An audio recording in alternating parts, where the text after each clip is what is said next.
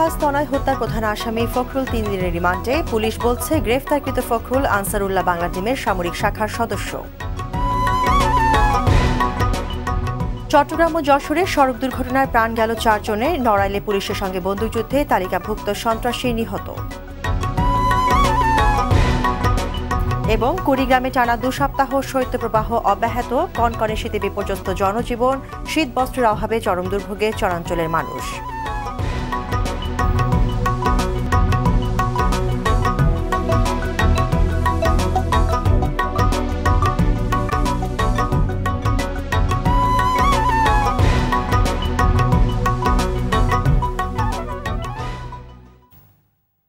আসসালামু আলাইকুম, স্বাগত জানাচ্ছি আরটিভির জেলা সংবাদে। শুনছিলেন শিরোনাম, আপনাদের সঙ্গে আছি আমি নাবিলা হাসান।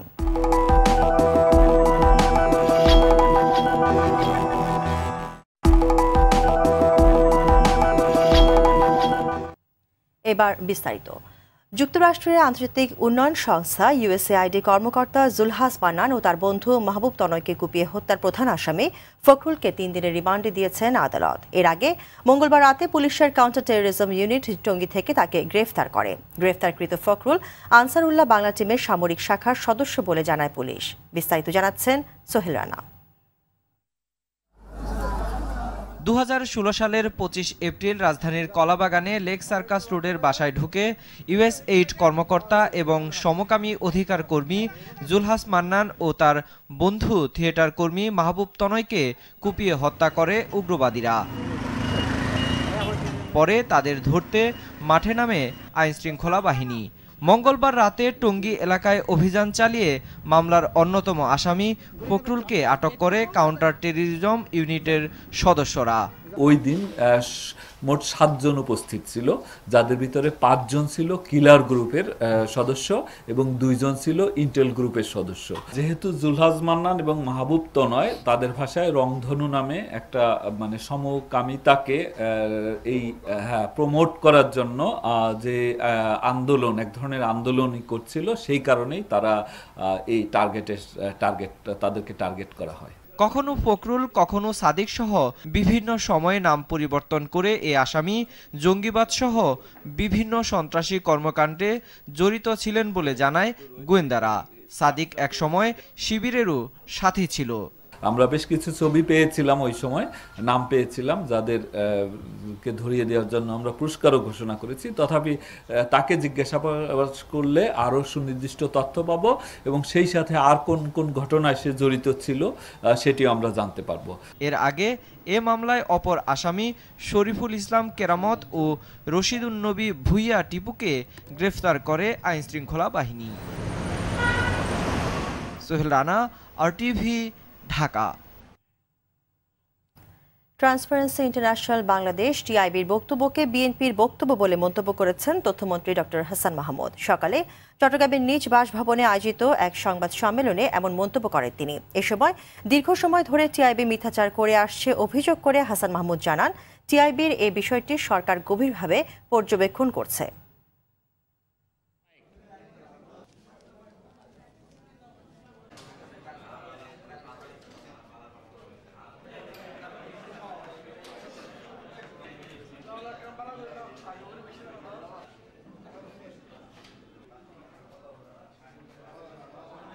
নির্বাচন নিয়ে যেই বক্তব্য, গবেষণার কথা বলে যে বক্তব্য বা প্রতিবেদন গতকাল টিআইবি প্রকাশ করেছে,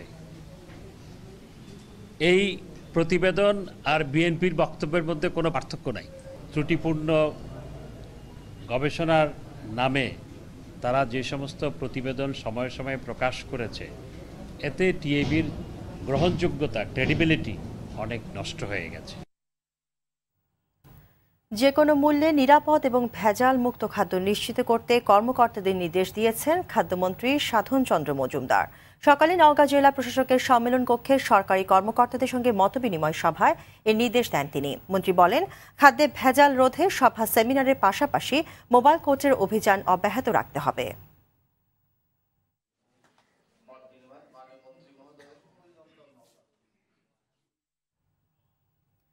ফায়ার সার্ভিসের 12টি ইউনিটের 2 ঘন্টা চেষ্টায় সীতাকুণ্ডের ফৌজদারহাটের তেল ডিপোর আগুন নিয়ন্ত্রণে এসেছে। এর আগে দুপুর 2টার দিকে আবদুল্লার ঘাটা এলাকার এই তেল ডিপোতে ভয়াবহ অগ্নিকাণ্ডের ঘটনা ঘটে। খবর পেয়ে ফায়ার সার্ভিসের 12টি ইউনিট তাৎক্ষণিক আগুন নিয়ন্ত্রণের কাজ শুরু করে। এ সময় আগুনের প্রবাহ বেশি থাকায় আগুন ডিপোর পাশে টাটা কোম্পানির গাড়ির শোরুমে ছড়িয়ে পড়ে। তবে বিকেল 4টার দিকে ফায়ার সার্ভিসের কর্মীদের চেষ্টায় আগুন নিয়ন্ত্রণে আসে।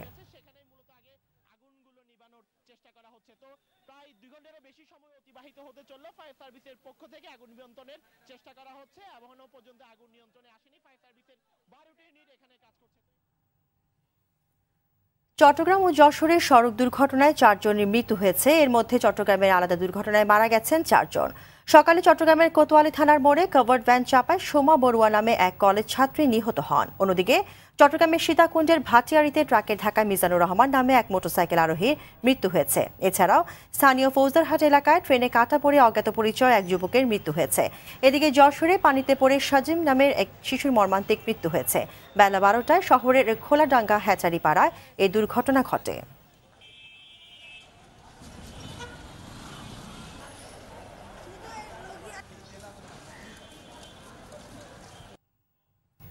নড়াইল সদরের কারারবিল এলাকায় পুলিশের সঙ্গে বন্দুকযুদ্ধে শীর্ষ সন্ত্রাসী রুম্মান হোসেন রোমিও নিহত হয়েছে। মঙ্গলবার মধ্যরাতে এই ঘটনা ঘটে। পুলিশ জানায়, গোপন সংবাদের ভিত্তিতে নড়াইলের কারারবিল এলাকার একদল সন্ত্রাসী ধরতে অভিযান চালালে সেখানে থাকা সন্ত্রাসীরা পুলিশকে লক্ষ্য করে গুলি ছোড়ে। এ সময় পুলিশও পাল্টা গুলি চালালে দুপক্ষের গোলাগুলিতে রোমিওর মৃত্যু হয়। অন্যদিকে সাতক্ষীরার তালায় মইজুদ্দিন আহমেদ টুলু নামে সন্দেহভাজন এক মাদক ব্যবসায়ীর গুলিবিদ্ধ মরদেহ উদ্ধারের দাবি করেছে পুলিশ। এ সময় ঘটনাস্থল থেকে একটি মোটরসাইকেল ও বিপুল পরিমাণ মাদকদ্রব্য উদ্ধার করা হয়। এদিকে টাঙ্গাইলের দেলদুয়ারে জমি সংক্রান্ত বিরোধের জেরে বড় ভাইয়ের হাতে ছোট ভাইয়ের মৃত্যু হয়েছে। নিহত বাদল মিয়া ওই এলাকার ময়না মিয়ার ছেলে। এই ঘটনায় আহত হন আরও 4 জন।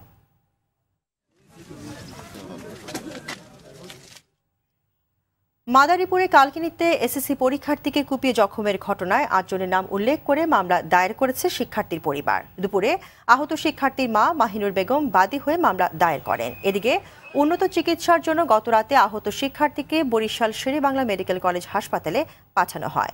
প্রায় 1 বছর আগে 10ম শ্রেণীর শিক্ষার্থী শুক্তারার সঙ্গে পাশের গ্রামের রোমন আকনের বিয়ে ঠিক হয়। পরে পারিবারিক সমস্যার কারণে বিয়ে ভেঙে দিলে ক্ষুব্ধ হয়ে রোমনের ছোট ভাই শামন শুক্তারাকে কুপিয়ে আহত করে।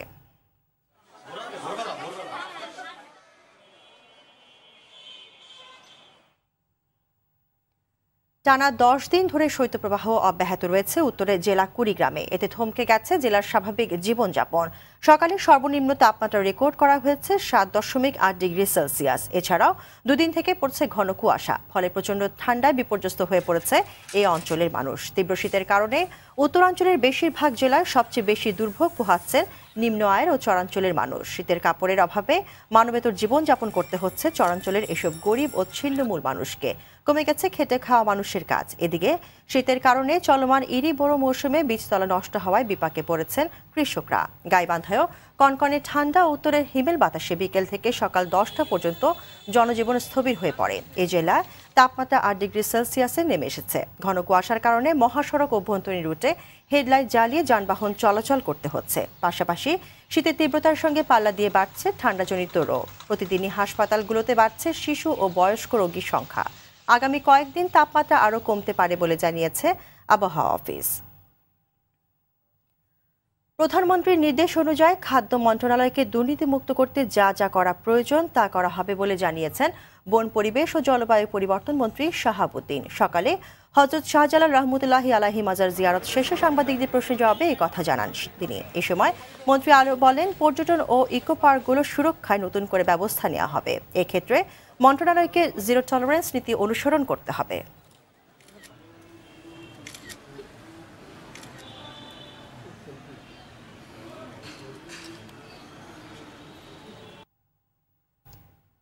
এবার সারা দেশের আরো কিছু খবর জেনে নেব অভি ইসলামের কাছ থেকে।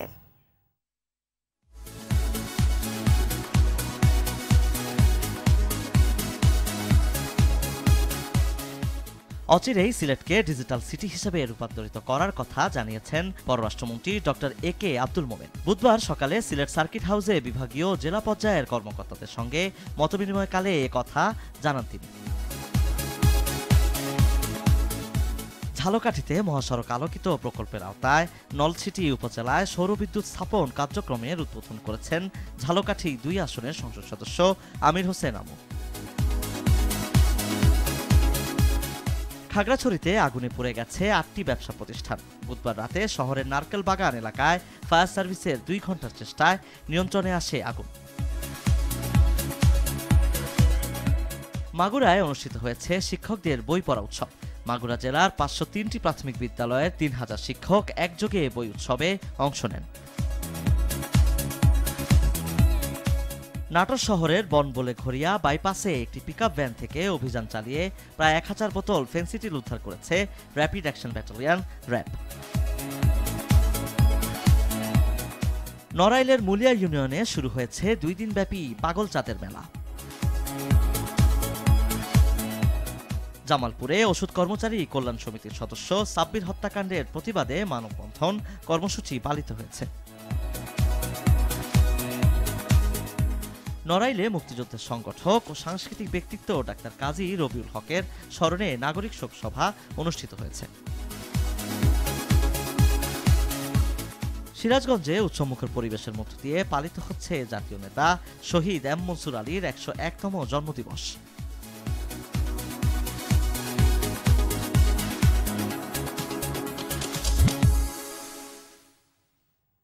জেলা সংবাদ শেষ করার আগে শিরোনামগুলো জানিয়ে দিচ্ছি আরও একবার।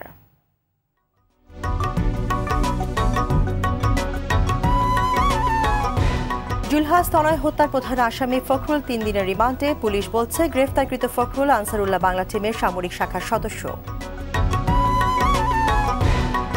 চট্টগ্রাম ও যশোরে সড়ক দুর্ঘটনায় প্রাণ গেল 4 জনের। নড়াইলে পুলিশের সঙ্গে বন্দুকযুদ্ধে তালিকাভুক্ত সন্ত্রাসী নিহত। এবং কুড়িগ্রামে টানা 2 সপ্তাহ শৈত্যপ্রবাহ অব্যাহত। কনকনে শীতে বিপর্যস্ত জনজীবন, শীত বস্ত্রের অভাবে চরম দুর্ভোগে চরাঞ্চলের মানুষ।